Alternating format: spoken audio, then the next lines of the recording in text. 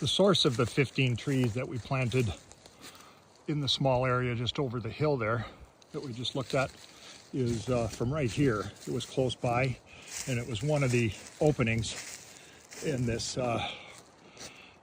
Airstrip Red Pine transition. That's a whole different story. But anyway, we're using these openings and that cathedral as a temporary nursery to store and hold our assisted migration, climate adapted seed source and keep track of it. I know exactly where it all is. So you can see I took randomly a scattering, and I didn't take just the best, I took a mix. And then I took some from in the middle over there. And then the red pine, like you see right there, that's all natural. And it's just hugely abundant in these openings where we had wind damage. So anyway, that's the merging of these two stories, the Airstrip Red Pine transition to natural, and then next to it is an unnatural, for us, aspen clone that we're fighting to transition to what it once was, which was a mix, as evidenced by the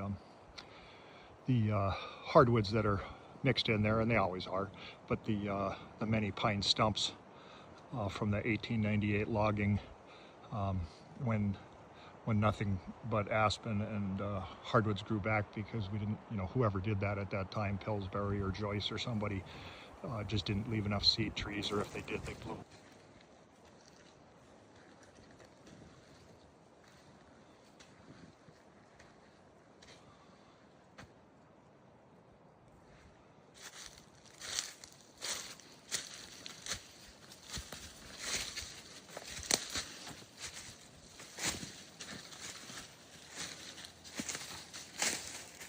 There was once a large white pine tree here, but none were left for seed in 1898.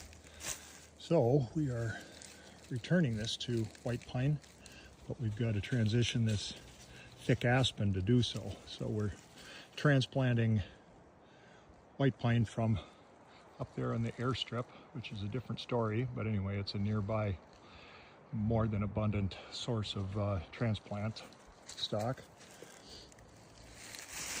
One ribbon on white pine means that they were a seed source from further south, so we call that assisted migration or climate adapted. And this is a red pine. We're doing about 1 out of 5 in red pine, and one ribbon on that just means that it was transplanted. Those were all natural from what you see right there. Anyway, I'm picking spots where we cut larger aspen that were merchantable, and we left as much of the aspen that was unmerchantable as we could, with some logging damage. We didn't run the machine in here, we just hand felled and long cable skidded, and then all the ribbons on the poles and saplings that you see are non-aspen species that we tried to save as much as possible as well. So with this transplanted and naturally seeded from down there, red and white pine, some aspen, which we're happy to have, and then but we'll continue to thin it as it becomes merchantable. The timing on that will be both economically feasible and just about right in terms of phasing this transition in. Anyway, back to the pine transplants. I'll just let you see how I put them in openings.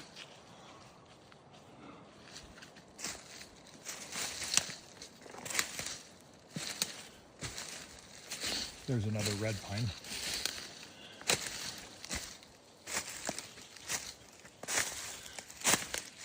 They're not big openings, and they're going to struggle a little bit, but when we're talking about hundreds of years to get that to where we hope it will be, a couple of years of struggling is nothing, and we'll take good care of them.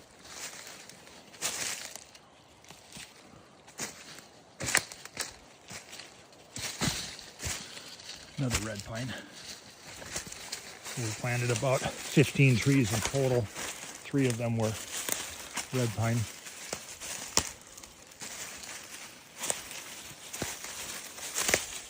Sometimes you got to get into the thick stuff to get to the opening.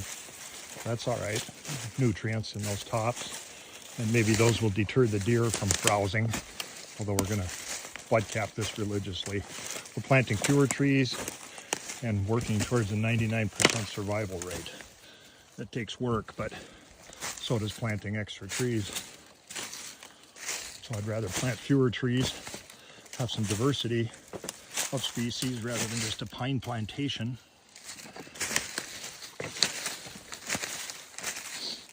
And save on the planting cost.